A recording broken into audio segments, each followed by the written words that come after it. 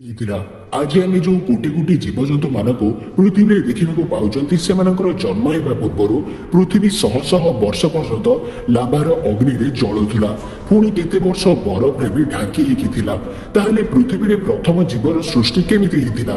ସେଥିରୁ ପୁଣି ମଣିଷର ଜନ୍ମ କେମିତି ହେଇଥିଲା? ଆଜିର ଏହି ଭିଡିଓରେ ଆମେ ସେସବୁ ବିଷୟରେ ଆଲୋଚନା କରିବା। ତା ପୂର୍ବରୁ ପ୍ରଥମେ ତମେ ଭିଡିଓଟିକୁ ଲାଇକ୍ କରିବା ସହିତ ଆମ ଚ୍ୟାନେଲଟିକୁ ସବସ୍କ୍ରାଇବ କରିଦିଅ, ଯାହାଦ୍ୱାରା ସବୁଦିନ କିଛି ନୂଆ ନୂଆ ଶିକ୍ଷା ଏହି ଚ୍ୟାନେଲ ଦ୍ୱାରା ଜାଣିବାକୁ ପାଇବ। ପ୍ରଥମେ ଚାଲନ୍ତୁ ଜାଣିବା ପୃଥିବୀର ସୃଷ୍ଟି କେମିତି ହେଇଥିଲା। ଯୋଉ ଜାଗାରେ ଆଜି ଆମ ସୌରମଣ୍ଡଳ ଅଛି ସେହି ଜାଗାରେ ପ୍ରଥମେ ବିଭିନ୍ନ ପ୍ରକାରର ଗ୍ୟାସ୍ ଆଉ ଧୂଳି କଣାର ବାଦଲ ଥିଲା। ବୈଜ୍ଞାନିକ ମାନଙ୍କ ମତ ଅନୁସାରେ ଏହି ବାଦଲ ଠାରୁ ଟିକେ ଦୂରରେ ଗୋଟିଏ ତାରା ଥିଲା। ସମୟ ଅତିକ୍ରମ କରିବା ସହିତ ସେହି ତାରାଟିର ଉର୍ଜା କମି କମିଗଲା, ଯୋଉଥିପାଇଁ ତାରାଟି ବ୍ଲାଷ୍ଟ କରିଗଲା। ବିସ୍ଫୋରଣ ଯୋଗୁଁ ସେହି ଧୂଳିକଣାର ବାଦଲ ଭିତରେ ଅତ୍ୟଧିକ ପ୍ରେସର ଆଉ ଗରମ ସୃଷ୍ଟି ହେଲା, ଯୋଉଥିପାଇଁ ସେହି ଧୂଳିକଣା ସବୁ ବଡ଼ ବଡ଼ ପଥରରେ ପରିଣତ ହେଇଗଲେ। ଆଉ ସେହି ପ୍ରେସର ଯୋଗୁଁ ବାଦଲ ମଧ୍ୟରେ ଥିବା ରେଡିଓଆକ୍ଟିଭ ପଦାର୍ଥ ଗୁଡ଼ିକ ଗ୍ରାଭିଟି ସୃଷ୍ଟି କରାଇଲେ। ଗ୍ରାଭିଟି ଯୋଗୁଁ ସେହି ବାଦଲ ମଧ୍ୟରେ ଥିବା ହାଇଡ୍ରୋଜେନ ଆଉ ହିଲିୟମ ଗ୍ୟାସ୍ ଏକତ୍ରିତ ହେଇକି ସେହି ବାଦଲ ମଧ୍ୟରେ ବହୁତ ପ୍ରେସର ପକେଇବାକୁ ଲାଗିଲେ, ଯୋଉଥିପାଇଁ ପୁଣି ଥରେ ସେହି ବାଦଲଟି ବ୍ଲାଷ୍ଟ କରିଗଲା। ସେହି ବିସ୍ଫୋରଣ ଯୋଗୁଁ ସୂର୍ଯ୍ୟର ଜନ୍ମ ହେଲା, ଆଉ ସୂର୍ଯ୍ୟର ଚାରିପଟରେ ଆମ ଗ୍ରହମାନଙ୍କର ବି ଜନ୍ମ ହେଲା। ସେତେବେଳେ ପୃଥିବୀ ସାରା କେବଳ ଗୋଟିଏ ହିଁ ସମୁଦ୍ର ଥିଲା, ସେଟା ହେଲା 1900 ଡିଗ୍ରୀ ସେଲସିୟସର ଫୁଟୁଥିବା ଲାଭାର ସମୁଦ୍ର। ସମୟ ଆସ୍ତେ ଆସ୍ତେ ଅତିକ୍ରମ କରିବାକୁ ଲାଗିଲା, ଆଉ ପୃଥିବୀଟି ଥଣ୍ଡା ହେବାକୁ ଲାଗିଲା। ହେଲେ ତାପରେ କୋଟି କୋଟି ବର୍ଷ ପର୍ଯ୍ୟନ୍ତ ପୃଥିବୀ ଉପରେ ଉଲ୍କାପିଣ୍ଡର ବର୍ଷା ହେବାକୁ ଲାଗିଲା। ବୈଜ୍ଞାନିକ ମାନଙ୍କ ମତ ଅନୁସାରେ ଏହି ଉଲ୍କାପିଣ୍ଡ ଭିତରେ ଲୁଣ, ମିନେରାଲ୍ସ ଆଉ ପାଣିର କିଛି କିଛି ମାତ୍ରା ରହୁଥିଲା। କୋଟି କୋଟି ବର୍ଷ ପର୍ଯ୍ୟନ୍ତ ଏହି ଉଲ୍କାର ବର୍ଷା ଯୋଗୁଁ ପୃଥିବୀ ଉପରେ ଧୀରେ ଧୀରେ ପାଣି ଜମିବାକୁ ଲାଗିଲା। ଆଉ ଏଇଟା ହିଁ ସେହି ସମୟ ଥିଲା ଯୋଉ ସମୟରେ ପାଣି ଭିତରେ ପ୍ରଥମ ଥର ସୂକ୍ଷ୍ମ ସୂକ୍ଷ୍ମ ଜୀବମାନଙ୍କର ସୃଷ୍ଟି ହେଇଥିଲା। ହେଲେ ସେହି ସମୟରେ ଉପରୁ ଜମିଥିବା ପାଣି ଭିତରୁ ବହୁତ ଜାଗାରେ ଜ୍ୱାଲାମୁଖୀ ବାହାରିବାକୁ ଲାଗିଲା। ଏମିତି କିଛି ବର୍ଷ ଯିବା ପରେ ଆସ୍ତେ ଆସ୍ତେ ଜ୍ୱାଲାମୁଖୀ ସବୁ ବାହାରିବା ବନ୍ଦ ହେଇଗଲା। ତାପରେ ଆମ ପୃଥିବୀରେ ମାଟିର ସୃଷ୍ଟି ହେଲା। ହେଲେ କିଛି ବର୍ଷ ପରେ ମାଟି ଭିତରେ ଲାଭାର ତାପମାତ୍ରା ବଢିବାକୁ ଲାଗିଲା, ଆଉ ମାଟି ସବୁ ଫାଟିକି ଲାଭା ବାହାରିବାକୁ ଲାଗିଲା, ଯୋଉଥିପାଇଁ ପୃଥିବୀରେ ଅଙ୍ଗାରକାମ୍ଳର ମାତ୍ରା ବହୁତ ପରିମାଣରେ ବଢିଗଲା, ଯୋଉଥିପାଇଁ ଅମ୍ଳ ବର୍ଷା ବି ହେବା ଆରମ୍ଭ ହେଇଗଲା।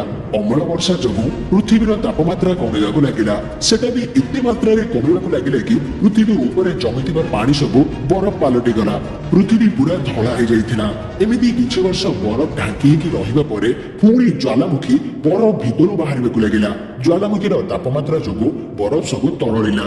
ଏମିତି କଣ୍ଟିନ୍ୟୁଅସଲି ବହୁତ ବର୍ଷ ପର୍ଯ୍ୟନ୍ତ ଏହି ପ୍ରୋସେସଟା ଚାଲିଲା, ଯୋଉଥିପାଇଁ ପାଣି ଭିତରେ ଥିବା ସୂକ୍ଷ୍ମ ସୂକ୍ଷ୍ମ ଜୀବମାନେ ବାୟୁମଣ୍ଡଳର ବାତାବରଣ ଅନୁସାରେ ନିଜକୁ ଡେଭଲପ କରାଇବା ଆରମ୍ଭ କରିଦେଲେ।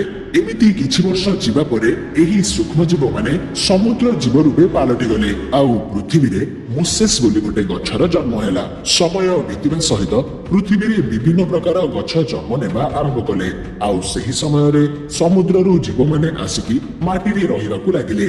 ଆସ୍ତେ ଆସ୍ତେ ସେହି ଜୀବମାନେ ବାୟୁମଣ୍ଡଳ ବାତାବରଣ ଅନୁସାରେ ପରିବର୍ତ୍ତନ ହେବାକୁ ଲାଗିଲେ। ତାଙ୍କ ରଙ୍ଗ ରୂପ ବି ବଦଳିଗଲା। ଧୀରେ ଧୀରେ ଏହି ଜୀବମାନେ ଡାଇନେସୋରରେ ପରିଣତ ହେଇଗଲେ। ଯୋଉ ଡାଇନେସୋର ମାନେ ଡାଳପତ୍ର ଖାଇଲେ ସେମାନେ ବହୁତ ଲମ୍ବା ଆଉ ବଡ ହେଲେ, ଆଉ ଯୋଉମାନେ ଶିକାର କରିକି ଖାଇଲେ ସେମାନେ ଛୋଟ ଛୋଟ ଆଉ ବହୁତ ଚାଲାକ ହେବାକୁ ଲାଗିଲେ। ଏମିତି ଡାଇନେସୋର ମାନେ ପାଖାପାଖି 200-300 ବର୍ଷ ପର୍ଯ୍ୟନ୍ତ ପୃଥିବୀରେ ରାଜ କରିବାକୁ ଲାଗିଲେ। ହେଲେ ସେହି ସମୟରେ ପୃଥିବୀ ଆଡକୁ ଗୋଟିଏ ବଡ ଉଲ୍କାପିଣ୍ଡ 80,000 ପର କିଲୋମିଟର ଆୱାର ବେଗରେ ପୃଥିବୀ ଆଡକୁ ଆସୁଥିଲା। ପୃଥିବୀର ବାୟୁମଣ୍ଡଳରେ ପ୍ରବେଶ କରିବା ମାତ୍ରେ ହିଁ ସେଥିରେ ନିଆଁ ଲାଗିଗଲା, ଆଉ ସେଟା ପୃଥିବୀରେ ପଡ଼ିଲା। ସେହି ଉଲ୍କାପିଣ୍ଡର ଉର୍ଜା ଆଜିକା ଦୁନିଆର 10 କୋଟି ପରମାଣୁ ବୋମ ଏକା ସହିତ ପଡ଼ିବା ସହିତ ସମାନ ଥିଲା, ଯୋଉଥିପାଇଁ ସବୁ ପ୍ରଜାତିର ଡାଇନେସୋର ଆଉ ଗଛ ପାଉଁଶ ହେଇଗଲେ। ହେଲେ ସେହି ସମୟରେ ଆମ ପୂର୍ବଜ ଜୀବ ମାନେ କି ଯୋଉମାନେ ସମୁଦ୍ରରୁ ଆସିକି ମାଟିରେ ରହୁଥିଲେ ସେମାନେ ମାଟି ଭିତରେ ରହିବା ଆରମ୍ଭ କଲେ, ଯୋଉଥିପାଇଁ ସେମାନେ ଏହି ପ୍ରଳୟରୁ ବଞ୍ଚି ଯାଇଥିଲେ। ସେହି ବିସ୍ଫୋରଣ ଯୋଗୁଁ ପୃଥିବୀରେ ହାନିକାରକ ଗ୍ୟାସର ମାତ୍ରା ବଢିବାକୁ ଲାଗିଲା, ଯୋଉଥିପାଇଁ ପୁଣି ଥରେ ଅମ୍ଳ ବର୍ଷା ହେବା ଆରମ୍ଭ ହେଇଗଲା, ଯୋଉଥିପାଇଁ ପୂର୍ବ ଭଳି ପୁଣି ଥରେ ପୃଥିବୀ ବରଫରେ ଢାଙ୍କି ହେଇଗଲା। ସମୟ ଅତିକ୍ରମ କରିବା ସହିତ ଏହି ବରଫ ଆପେ ଆପେ ତରଳିବାକୁ ଲାଗିଲା, ଆଉ ପୃଥିବୀର ବାତାବରଣ ପୁଣି ପୂର୍ବ ଭଳି ହେଇଗଲା। ହେଲେ ଏଥର ଡାଇନୋସର ମାନେ ନଥିଲେ, କେବଳ ଗଛ ମାନେ ହିଁ ଥିଲେ। ହେଲେ ମାଟି ତଳେ ରହୁଥିବା ଜୀବମାନେ ଆସିକି ବାହାରେ ରହିବାକୁ ଲାଗିଲେ ଆଉ ଆସ୍ତେ ଆସ୍ତେ ସେମାନେ ମାଙ୍କଡରେ ପରିବର୍ତ୍ତନ ହେଇଗଲେ। ବାୟୁମଣ୍ଡଳର ବାତାବରଣ ସହିତ ଏମାନେ ବି ବଞ୍ଚିବା ଶିଖିଗଲେ। ସମୟ ଅତିକ୍ରମ କରିବା ସହିତ ସେମାନେ ବି ମାଙ୍କଡରୁ ବଣ ମଣିଷରେ ପରିବର୍ତ୍ତନ ହେଇଗଲେ। ଆସ୍ତେ ଆସ୍ତେ ସେମାନେ ଖାଦ୍ୟର ତଲାସରେ ସାରା ପୃଥିବୀରେ ଖେଳେଇ ହେଇଗଲେ। ତାପରେ ସେମାନଙ୍କ ଶରୀରର ରଙ୍ଗ ଆଉ ରୂପ ସେହି ଜାଗାର ପାଣିପାଗ ହିସାବରେ ବଦଳିଗଲା। ଧୀରେ ଧୀରେ ଆମେ ବଣ ମଣିଷରୁ ଆଜିକା ଦୁନିଆର ମଣିଷ ଭାବେ ପରିବର୍ତ୍ତନ ହେଇଗଲେ। ତାପରେ ଜାତି, ଧର୍ମ, ଭାଷା ଆଉ ସଂସ୍କୃତିର ନିର୍ମାଣ ବି କଲେ। ଆଉ ଆଜି ଆମେ ପୃଥିବୀର ସବୁଠାରୁ ବିକଶିତ ପ୍ରଜାତି ଅଟନ୍ତି। ଆପଣମାନଙ୍କୁ ଭିଡିଓଟି କେମିତି ଲାଗିଲା କମେଣ୍ଟ କରିକି ନିଶ୍ଚୟ ଜଣେଇବେ। ଏହିପରି ଭିଡିଓ ଆଗକୁ ଦେଖିବା ପାଇଁ ଚ୍ୟାନେଲଟିକୁ ସବସ୍କ୍ରାଇବ କରିଦେବେ। ମଣିଷର ଜନ୍ମ କେମିତି ହେଇଥିଲା ତା ବିଷୟରେ ତ ଏହି ଭିଡିଓ ଦ୍ୱାରା ଜାଣିଗଲ।